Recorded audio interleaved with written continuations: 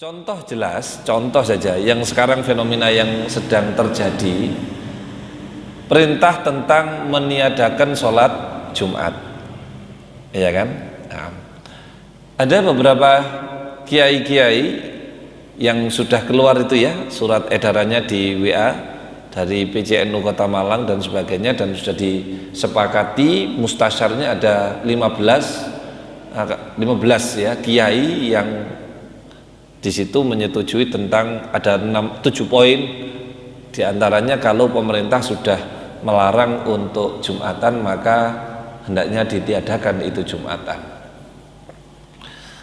Sebenarnya masalah Jumatan khilaf di antara ulama adalah rahmat, khilafu ummati rahmah, sebagaimana athar disebutkan perbedaan di antara umatku itu adalah rahmat, itu kelihatan sekarang.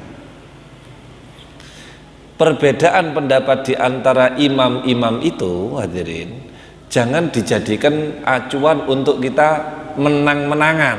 Ini tidak boleh. Tidak boleh ini. Karena Nabi SAW pun memberikan kelonggaran di dalam Islam itu. Oh banyak hadirin, banyak.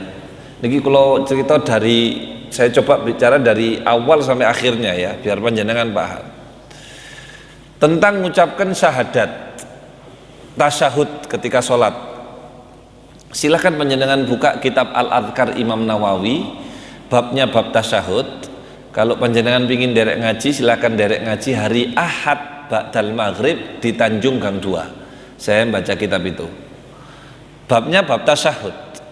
Ada 3 riwayat. Pertama riwayat dari Sayyidina Abdullah bin Abbas, riwayat Abdullah bin Mas'ud, dan riwayat Sayyidina Abu Musa al-Ash'ari. Yang ketiga-tiganya hadirin itu beda, teksnya beda. At-tahiyatul mubarakatus sholawatut thayyibatu lillah, itu riwayat Sayyidina Abdullah bin Abbas. At-tahiyatul mubarakatut thayyibatu lillah kanok sholawate. Itu riwayat Sayyidina Abdullah bin Mas'ud. Riwayat Sayyidina Abu Musa al-Ash'ari beda lagi hadirin. Dari 3 riwayat ini bukan berarti Kanjeng Nabi gak konsisten yo, bukan.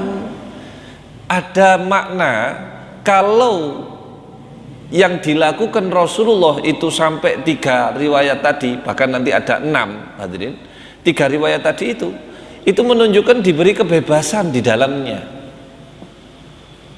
Ada orang tahiyat at-tahiyatulillah, assalamu alayka ayyuhan nabi wa rahmatullahi wa barakatuh, boleh sah tahiyatnya. Ya kalau sekarang panjenengan kali kulo saat ini dalam keadaan normal ya, gak sakit, gak ada udzur dan sebagainya, barangkali, jenenge barangkali Pak, wonten tiyang, ada orang tadi sebelum sholat maghrib makan, begitu takbir wetenge senep, wis ndek ngarep dhewe Pak, dadi imam, lha gak enak, kebulet sampai ngene-ngene, napa larane? Apa maksud? Ngempet sampai kati ngentut gak enak, sop full sampai nang buri, sedangkan perut tidak bisa ditahan. Lek sampai muni at-tahiyatul mubarakatus sholawatut, tut temenan muni Pak, tut mau metu, batal sholatnya, iya kan?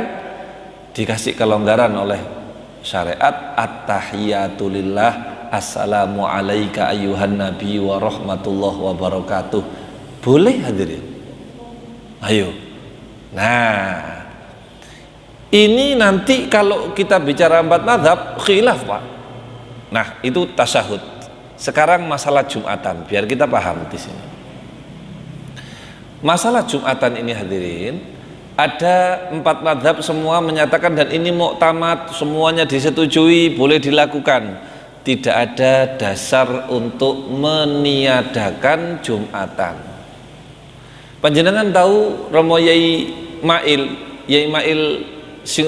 Sengkaling Dau, itu ulama lawas nih Pak, Yai 3 zaman itu, zaman Londo, zaman Jepang, zaman PKI, menangi kabeh beliau.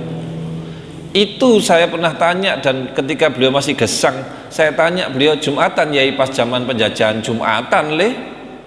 Masya mbek kol kodimi Imam Syafi'i mek wong papat Jumatan perang nih Pak.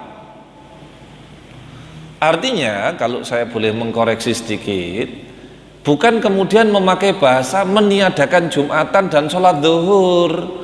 Dosa hadirin, dosa.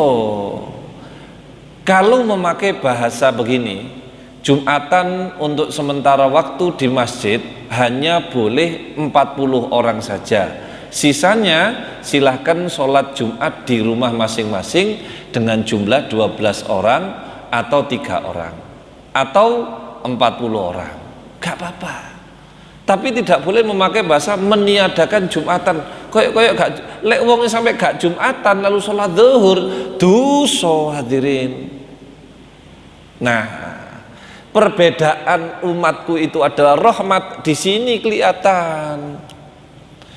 Imam Syafi'i dan Imam Ahmad bin Hambal mengatakan Jumatan itu boleh dikerjakan orang 40 beserta imamnya. Berarti 39 sa imami 40. Imam Malik mengatakan 12 orang boleh Jumatan selain imam, dari 13 sa imami.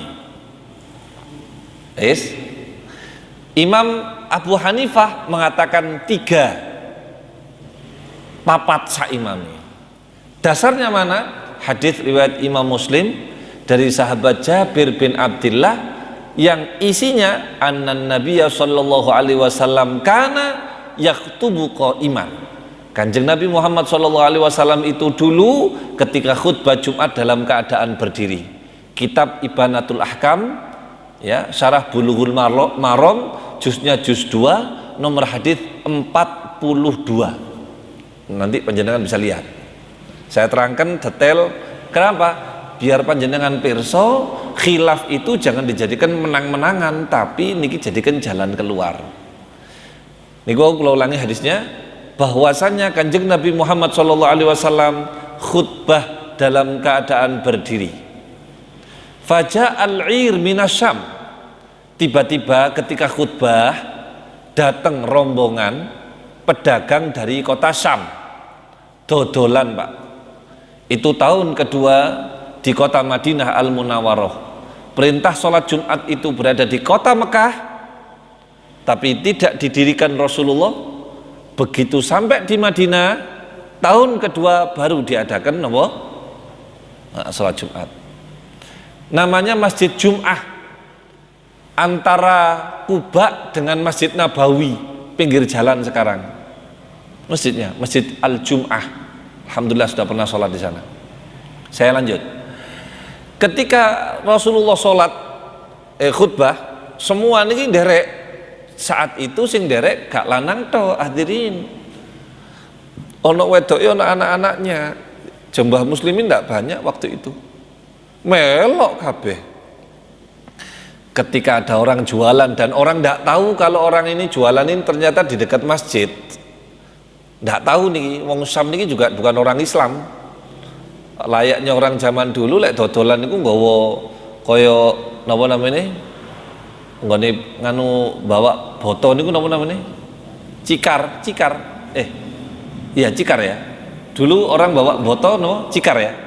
Sapi ya itu datang rombongan terus ono sing nganu sulak-sulak selimut sikat, apa-apa lah begitu peralatan rumah tangga dan kehidupan sehari-hari, sehingga wong sing teng masjid niku padha melayu kabeh, sahabat iki melayu kabeh.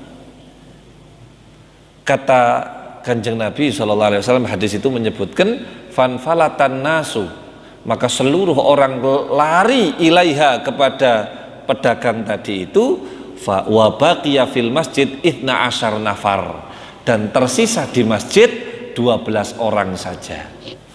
Ulama mengatakan sing termasuk rolas niku Sayyidina Abu Bakar, Sayyidina Umar, Sayyidina Jabir bin Abdullah yang meriwayatkan hadis ini. Kari wong rolas Rasulullah khutbah. Apakah Rasulullah marah? Mboten. Diteruskan khutbahnya. Nah, setelah mereka puas kulaan, sebagian balik. Lah balik ini ki dalam hadis yang lain, riwayat yang lain, Imam Abu Dawud niku Imam Syafi'i menyebutkan ada yang balik sekitar 40 orang. Setelah ada 40, Nabi mengatakan aqimis sholah, ayo qomat hadirin, sholat Jumat. Sampai sini bisa dipahami? Mulai paham? Saya terangkan supaya panjenengan lebih paham lagi. Imam Ahmad bin Hambal dan Imam Syafi'i mengambil pendapat ini 40 wong, soalnya sing balik 40 Pak jumlahnya. Dan Nabi mengatakan aqimis sholah, ayo sholat qomat, maka didirikan sholat Jumat setelah ada 40. Ini pendapat Imam Syafi'i, dipakai lah, kita pakai 40 Pak. Oke? Imam Malik dari hadis riwayat Imam Muslim tadi, wong-wong podo melayu kabeh tersisa wong rolas. Kanjeng Nabi tetap nerusno khutbah, berarti Jumatan masih ada, berarti Jumatan minimal wong rolas. Tinggal Imam Abu Hanifah. Imam Abu Hanifah dapat dari mana kok mengatakan Jumatan 3 orang, kemudian yang satu imamnya berarti 4 orang. Imam Abu Hanifah memakai dalil Al-Quran surat Al-Jum'ah ayat 8, ya ayyuhalladzina amanu idza nudiya lis-sholati min yaumil jum'ati fas'au ila dzikrillahi wa dzarul bai'.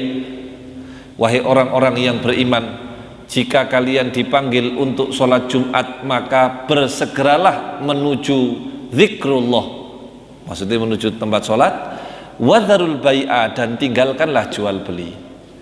Perintah Gusti Allah teng mriku niku kepada orang-orang yang beriman, bukan cuma orang satu tapi orang banyak. Dan dikatakan jamak niku, jamak iku wakeh iku minimal 3, kata beliau begitu. Aqallul jamak thalathah, paling sithike dikandhan disebut jamak atau wong akeh iku lek ana wong 3 niku pun kathah. Berarti kata Imam Abu Hanifah, lek wis 3 berarti oleh Jumatan. Sampai sini bisa dipahami? Ini solusi derek-derek. Guduk morong kemudian unggul-unggulan, yo mendeng Imam Syafi'i, mendeng salah panjenengan. Khilaf di antara umat itu bukan dijadikan eker-ekeran, tetapi dijadikan rahmat, seperti keadaan yang kita hadapi sekarang. Sampai kapanpun seandainya, saya memakai kata seandainya, kemudian Malang niki Surabaya zona merah merona, kutuk merah tok niki Pak, merah merona, atau lek koyo delok Google Map niku moro merah ya Pak, lek macet itu merah hitam, saking nemene mungkin. Mudah-mudahan ndak, Allahumma amin. Mungkin insyaallah sing sakit corona di kota Malang insyaallah diparingi saras kabeh, Allahumma amin ya rabbal alamin. Misalkan ini memang zona merah yang sangat hitam, sehingga para alim ulama kita mengatakan jangan ada Jumatan di masjid, kula suwun yang ada di masjid ini tetap Jumatan walaupun wong 3 hadirin. Sampai sini paham? Sampai sini paham? Walaupun wong 3.